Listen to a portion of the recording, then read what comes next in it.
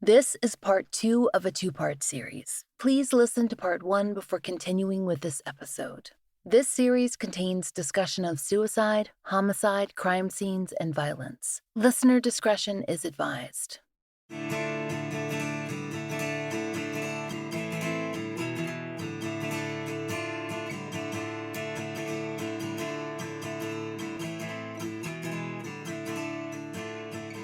This is The Fall Line.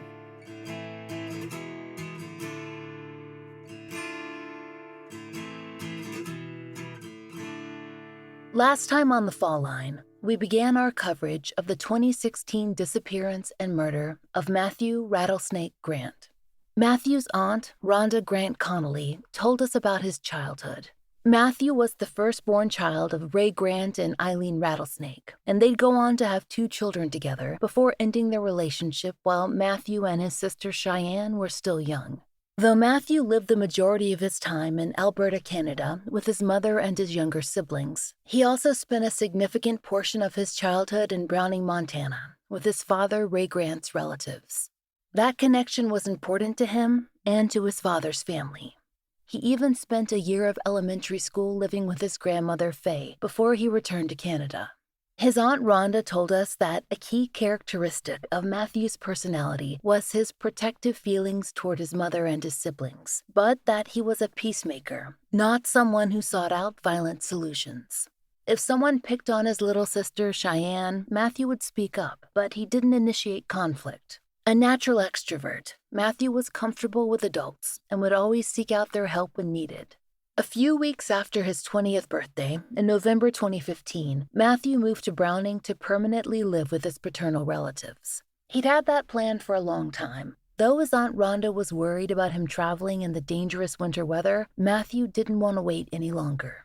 His father, Ray, had passed away in 2010, but Matthew still had plenty of support from loved ones on the Blackfeet Reservation. His large family readily received him and helped him get settled. Since Matthew could not legally work in the U.S. without all of his formal paperwork from Canada, and there was a snag in receiving it, that support was especially important. But, as his aunt pointed out, he was quick to help the family out too. Matthew loved art, just like his father had. Where his father Ray had carved antler and worked with wood, Matthew concentrated on drawing. One of his other major hobbies was social media. One of his family members, who wrote his obituary, noted his love of Facebook. It was an easy way to keep up with family and friends spread across 2 countries. In the year he lived in the United States, Matthew developed plenty of close relationships. He spent most of his free time with his cousins, though he had friends outside the family too. Simply put, people were drawn to Matthew. It's something that you hear a lot about people who are being remembered by their loved ones, but it's especially true here. Matthew Grant was well loved. People were drawn to his optimism, his infectious personality, his trusting nature, and his willingness to see the good in others are qualities we've seen mentioned again and again. And we're told those good qualities might have brought on jealousy, and that might have led to Matthew's murder.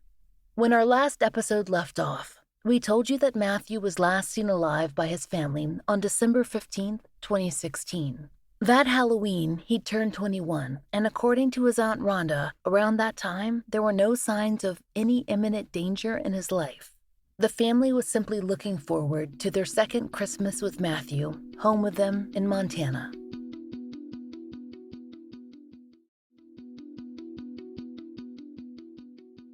Per KRTV, Matthew was reported missing on December 15, 2016. His Aunt Fonda told Rhonda that he'd left with 2 individuals who had picked him up in a vehicle. As Rhonda recalled, at least 1 young man and 1 young woman were present when he left. Matthew promised Fonda that he'd return later.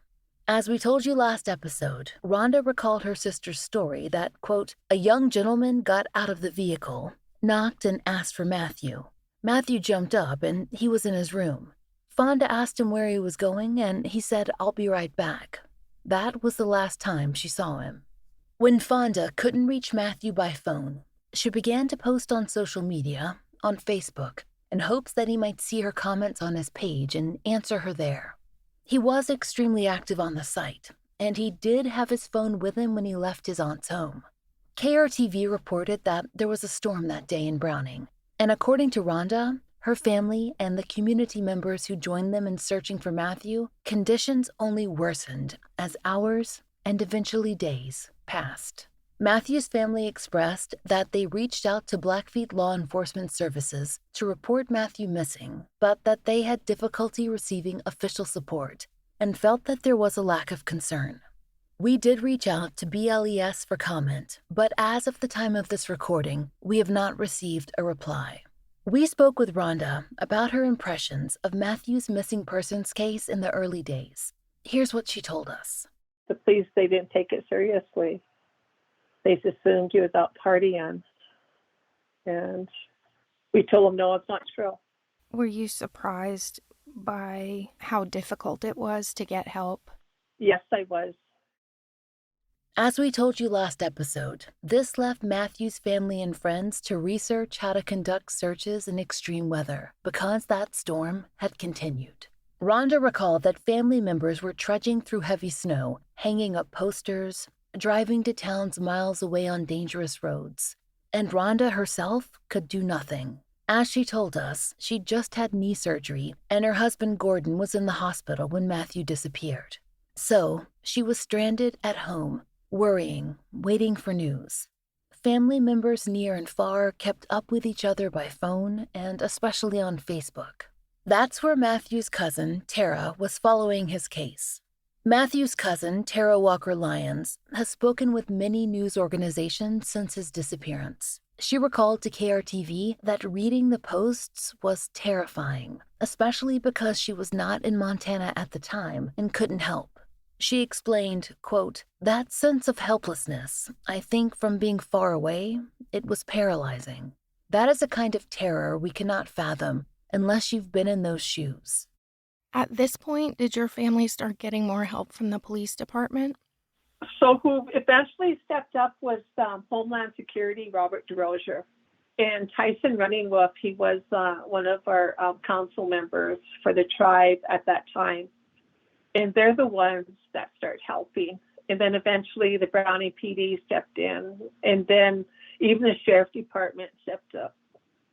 Yeah, after like I want to say 3 weeks is when we finally start getting help from the authorities.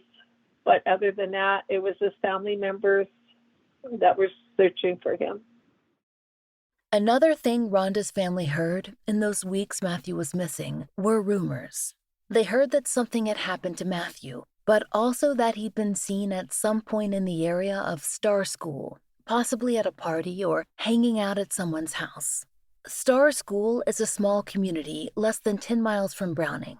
The census reports that less than 70 families reside there, though as we told you last episode, those counts are often inaccurate. Matthew's family was sure that he was not off the grid partying, not all those days later. He would have called or posted on social media, but they reported everything they were told to law enforcement. They also followed up on leads themselves, reaching out to other young people who they knew or whom they were told had been in contact with Matthew. And I messaged one of the girls that he was friends with, and I asked her, "Where's my nephew?" And she said, "I don't know." And I said, "Well, I heard that you were with him the night he went missing." And she said, "No, I don't know." And then she said, "He just called me and said he was stuck." And I said, "Where was he stuck? What are you referring to?" And she said, "In the country." She said, "Honestly, that's all he said." According to Rhonda, law enforcement eventually got information that spurred them to head toward the Star School community in search of Matthew.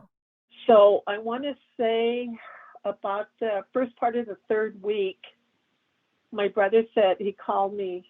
He said, "Rhonda," he said, "the police are, the police department, Browning and sheriff department, they're heading towards Star School." So I said, "Well, follow them, see what they're doing." And they, sure enough, they went to this one location where we heard that he could have been. And the people that lived there, they wouldn't let him come in and search. They chased him off, threatened him. And they didn't have a search warrant, so they weren't able to do anything. It's a valuable time where he could have been, probably still alive. They may have, been able to find him, but no. We'll come back to what Rhonda just said, quote, the valuable time where he could have been probably still alive. But there are other things that you need to know first. The search for Matthew continued through the Christmas holidays. On December 31st, 2016, after 2 weeks of searching and worrying and waiting, Rhonda got a call, but it was not the one that she'd been praying for. It was December 31st. It was about 5 or 6 in the evening. I was home by myself because my husband, he was the supervisor for the BIA Roads Department, and he wasn't here at the time. And my cousin Kurt Grant called me. He said, Rhonda, we found Matthew. And I said, what? He said, he was behind in this alley. And I said, no, it's not him. I said, are you sure? And he said, yeah. I said, no. I said, you talk to the police. And, I didn't want to believe it. So anyway, my aunt called me. She was just sobbing on the phone. She said, Rhonda, they found Matthew. And I said, where? She said, he was right behind my house. And I said, what? And she said, could you please come up? I said, Carol, I can't even walk and I can't drive. She was just sobbing, It was heartbreaking because I was here alone and she was there alone. And I called my brothers and sisters and they went out there and they really wouldn't let them get close to the area. So a person that lived a few houses across the alley, and they invited them in. They said, you can wait here, until you find out, if it is Matthew. Some people found him. I guess they were walking, and I thought it was a Christmas tree laying there on top of the snowdrift. And when they stopped, it was Matthew. He was just still in there. He wasn't there all that time because they searched that a few days prior to him being found there. Matthew's cousin Tara told KRTV, quote, he was missing for 2 weeks before his body was dumped in an alleyway. In those 2 weeks, there was Christmas, and there was a lot of pain, and so my family is still dealing with that. In that last clip, Rhonda mentioned her belief that Matthew was alive for some or most of the time that he was missing. It's not simply based on the phone pings she was told law enforcement followed, or on rumors. Rhonda keeps coming back to the search. She says that she knows. Her family had been through that area. It's one that she's familiar with. After all, her relative lives extremely close to the spot where Matthew was discovered. And there were other odd things about how he was found as well. And then you can tell he wasn't there all that time because he wasn't, the snow, he wasn't covered up with snow. To me, I'm thinking while he was missing those 3 weeks, I heard stories that they kept moving him, that he was alive for some time. I know he was tortured. And when he was found, he was laying in a fetal position and his shirt was kind of pulled up around him like someone, pulled him. They pulled him, out of some type of vehicle or something. And he had ice in his hair, so I'm thinking that he was still warm when I threw him in there on the snowdrift. I don't know. That's my feelings. I don't know. I hope not. One of the possible leads that Rhonda and her family have received concerns the type of truck that was in the area and the time period directly preceding the discovery of Matthew's remains. And I've had several people approach me and tell me that they did see a red pickup that night. They could hear it. And they looked out and they did see a woman and 3 men standing behind a pickup. They weren't quite sure what they were doing. And that same pickup drove by at least 3 more times that night. And I did tell the police. I asked them to talk to the individuals that approached me, and I don't know if they ever did.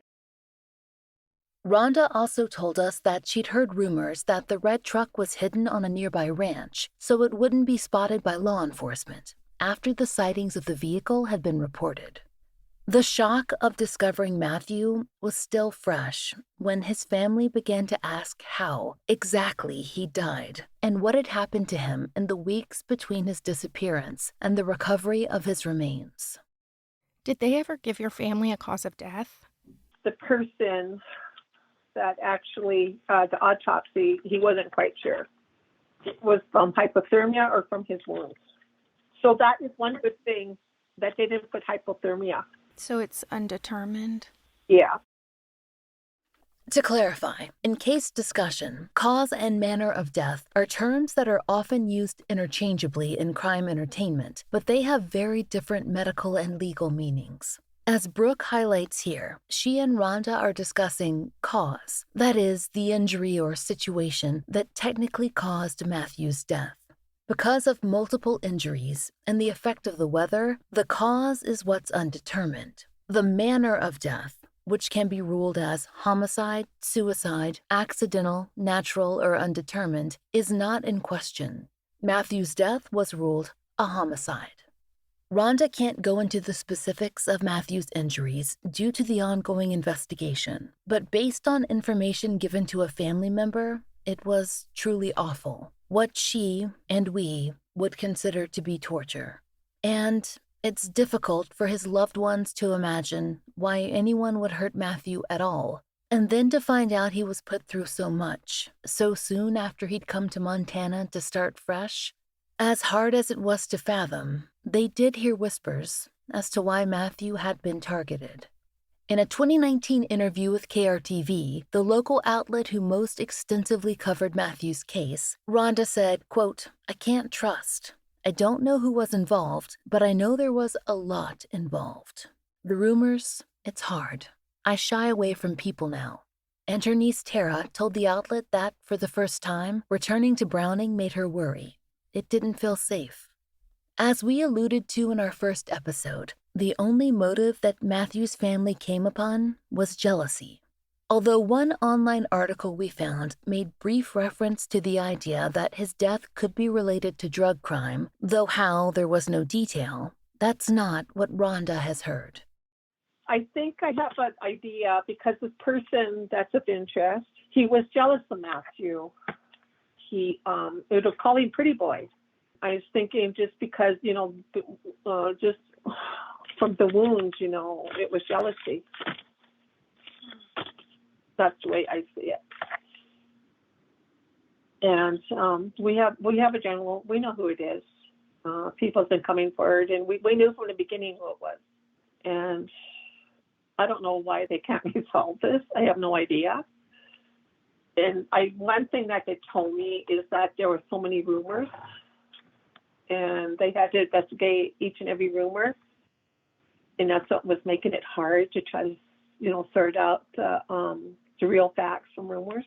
But I always tell them, if I hear a rumor, I'm going to notify you. I'm going to tell you about each and every little rumor that I hear, because there might be a hint of truth in it.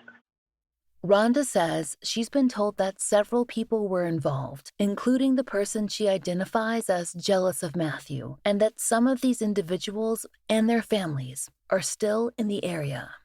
It hurts when we see them.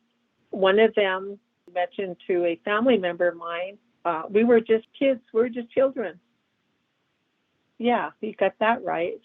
I don't know why he called himself a child. I guess considered a child if you're 17 and 18, that, to murder him, and for his family to think it's okay to take and go and hide him. And yeah, they're not helping him. I ran into the one that I heard was driving the vehicle when they disposed of his body behind my aunt's home. She stared me down. I work in Browning, and you don't dare say anything or do anything. As I was walking in, she was standing there, and she just stood there staring at me, and I just, I stared back. I was thinking, you're not going to let you, because I'm not a bit afraid of you or your family. Rhonda says that she believes that others know exactly what happened to Matthew, but that they fear coming forward because of the threat of violent reprisal. Other people have disappeared, been beaten, even been murdered. She understands that witnesses may be afraid, but Rhonda hopes that might change. As time goes on, people might be more willing to come forward. I pray they do. Matthew's mother had him taken back to Canada for burial and for a memorial with his Canadian relatives. She passed away only 6 months after his death. Rhonda tells us that the knowledge of what Matthew had gone through was too much for her. Their families were mourning again, and Matthew's killers still remained at large. Nearly 1 year after Matthew's body was found, the FBI announced a $10,000 reward in his case. The Salt Lake City office has charge of his case and charge of the cases of a number of other reservations outside of Utah. Rhonda told us in a phone call after her initial interview that she hopes that one day soon, there will be a closer office that more directly serves Montana and the reservation populations who represent an outsized number of the region's missing and murdered. We reached out to the Salt Lake City FBI's office for comment regarding Matthew's case, and they provided us with the following statement to read on the show. Quote, "The FBI continues to investigate the 2016 murder of Matthew Grant and is still offering a reward of up to $10,000 for information leading to an arrest in the investigation. The FBI never forgets victims of such egregious crimes and reaffirms our commitment to seek justice for victims and their families.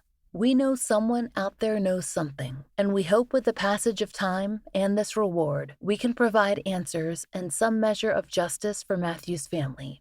We encourage anyone with information concerning Matthew's death to call the Salt Lake City FBI at 801-579-1400. End quote. Per local reporting, the Blackfeet law enforcement services faced criticism from Matthew's family. And after Ashley Loring Heavy Runner's disappearance just 6 months after his death, there was increased pressure.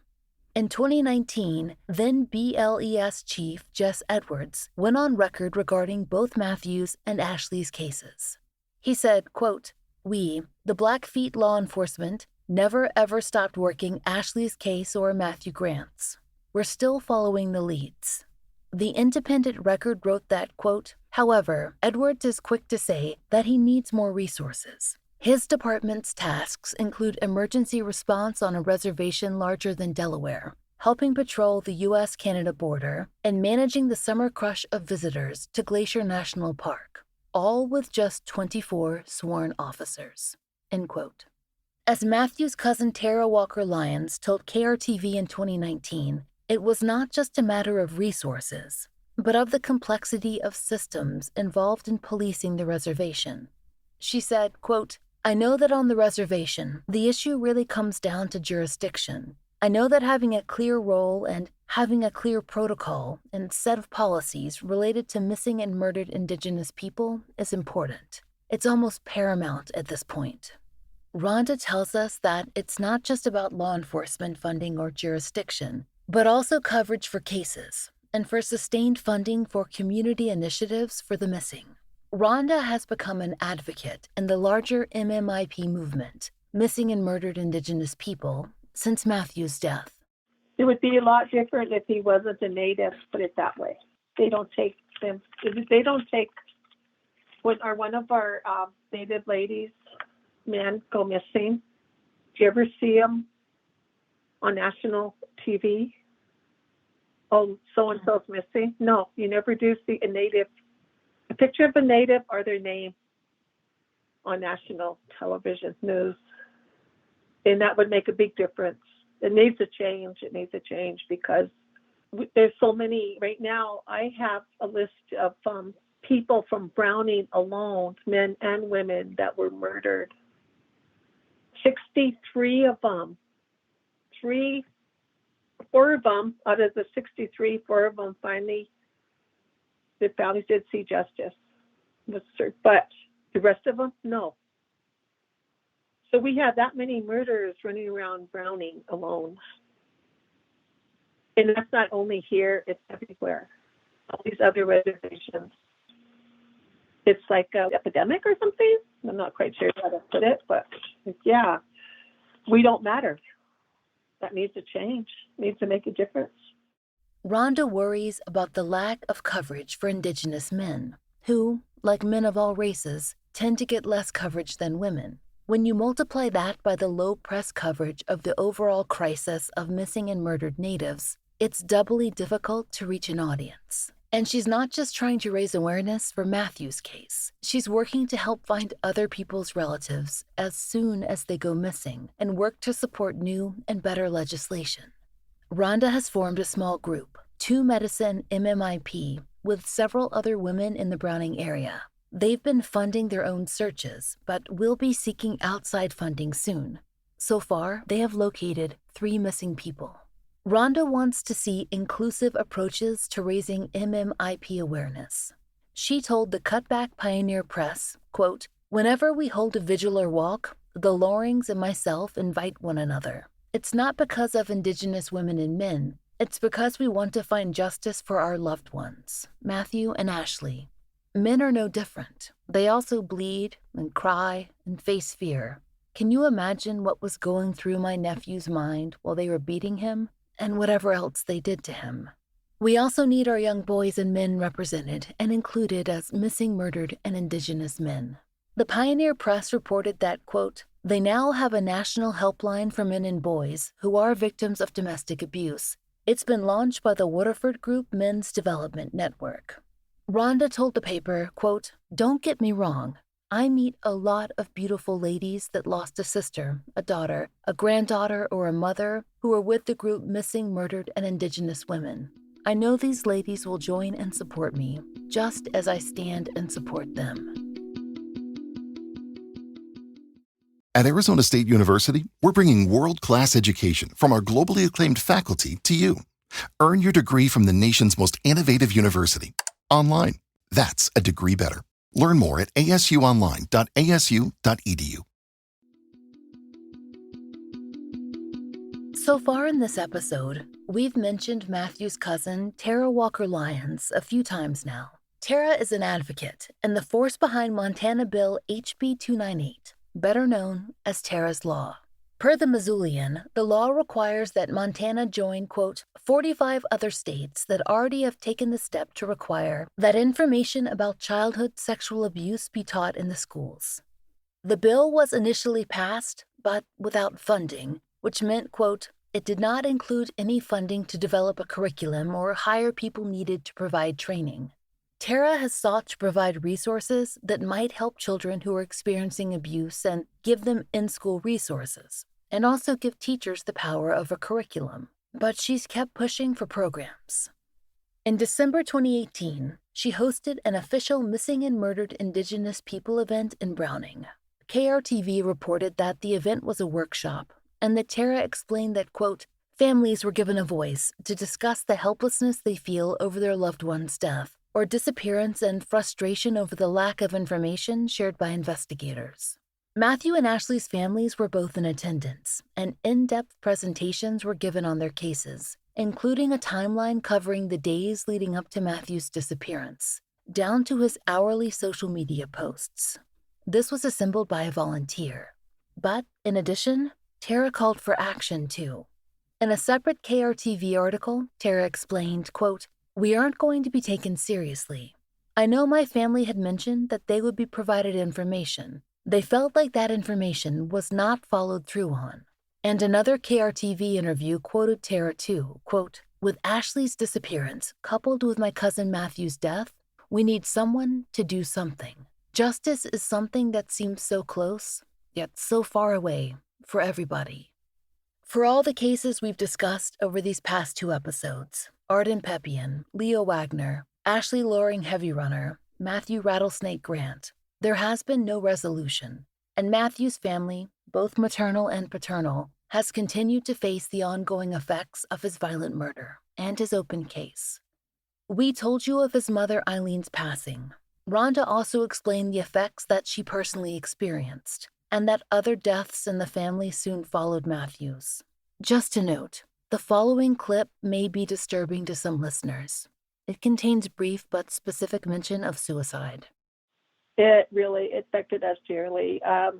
When Matthew was missing, I broke out with hives. They were very severe. I didn't know what was going on. I thought I was rejecting my knee. I had to go to ER several times, and I asked Gordon, what's going on with her life? And he said, well, one thing, her nephew's missing. And they said, well, that's what's happening. That's why she has hives. I have scars all over my arms, inside my hands from the hives. And Right now, my family members turned to drug and alcohol, my brothers and sisters. I just lost a brother, Greg, recently.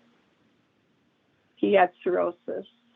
And not very long after Matthew, we found him December 31st. And 2017, December 31st, one of my nieces took her life. She hung herself. She was close to Matthew.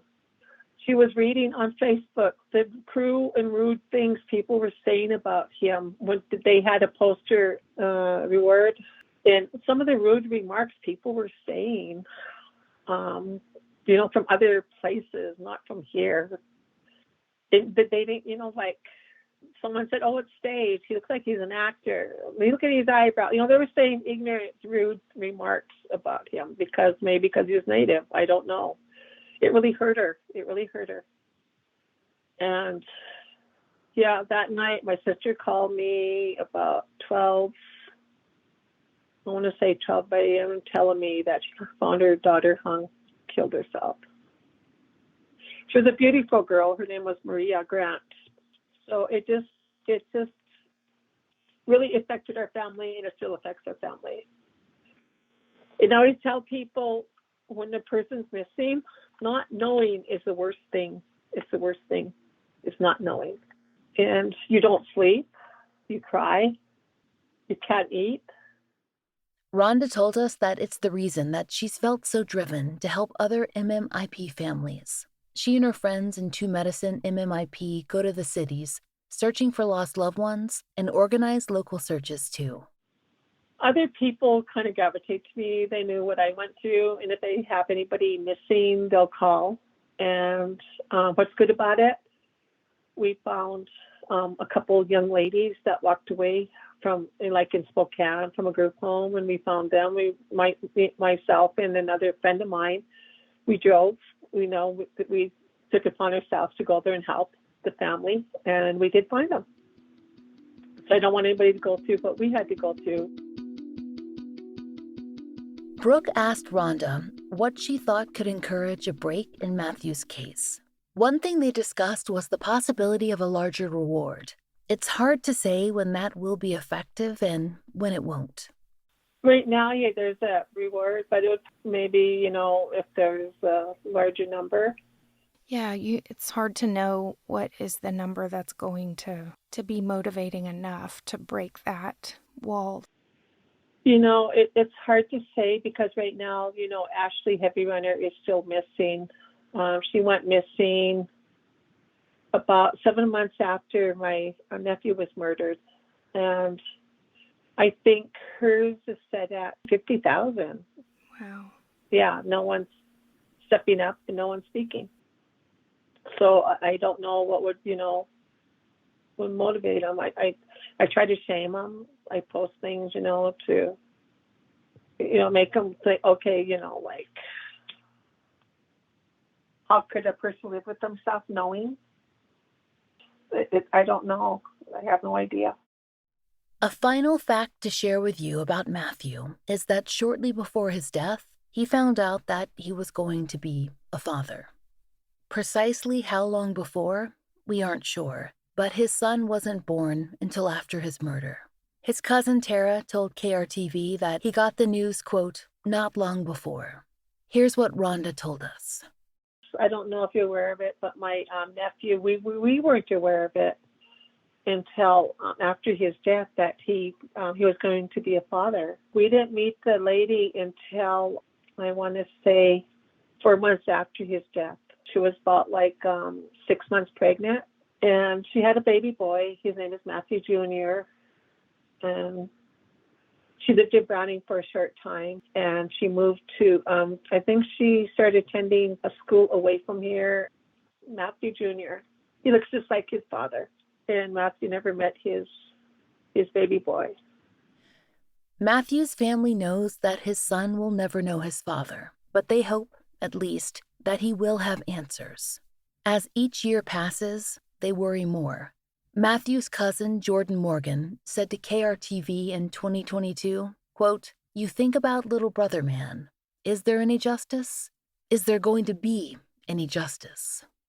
with other MMIP cases in the area gaining international focus, most notably the 2020 disappearance of Selena Not Afraid, a 16-year-old who went missing from a rest stop and was found frozen in Bighorn County. Perhaps Matthew's case will be examined more closely too. Unlike Matthew, Selena's death was ruled accidental, something her family has contested since the beginning, and something that is being investigated in a documentary called Murder in Bighorn. Like the families of Ashley, Leo, Arden, Matthew, and so many others, Selena's loved ones are left with questions that, so far, they feel have no satisfactory answers. Please, if you have any information that could resolve the murder of Matthew Rattlesnake Grant, contact the FBI's Salt Lake City field office at 833-345-7872. There is a $10,000 reward in his case. If you know of a case that should be covered on the Fall Line, there's a link to our case submission form in the show notes. Thank you for listening. The Fall Line is an independently produced show, and we appreciate listener support. It allows us to do research, obtain FOIA, pay our content advisors, and support and donate to the causes we care about. If you try out the products we advertise, please use our sponsor codes. It really helps. And please take a moment to rate and review our show on your podcast app of choice. If you are interested in pre-ordering my book, which covers a year of my life working on a Jane Doe case and the world of forensic scientists who resolve unidentified persons' cases, you can find a link in our show notes. It's called Lay Them to Rest, and it's out this October. Pre-ordering the book is a big factor in its success, so I appreciate it. If you'd like to support the show and the stories we cover, join us on Patreon. We're raising Patreon funds to continue to pay for the Millbrook Twins billboard and to fund therapy for families who've been on the show. Each and every one of our patrons helps us to continue this work, and we're so grateful for your help. On Patreon, you can get early ad-free versions of our regular episodes for $5 a month. We also have occasional video live streams and blogs, which all patrons can enjoy starting at just $1. If you prefer Apple Premium, we've begun that feed as well. The Fall Line is written, hosted, and researched by Laura Norton, with additional research by Brian Waters, Kiana Burgess, and Michaela Morrill. Interviews by Brooke Hargrove. Produced, engineered, and scored by Maura Curry. Content advisement by Brandy C. Williams, Liv Fallon, and Vic Kennedy. And, as always, our most special thanks to Liz Lipka and Sarah Turney. As of November 2022, our monthly donation is going to Season of Justice to support their testing and family grant initiatives.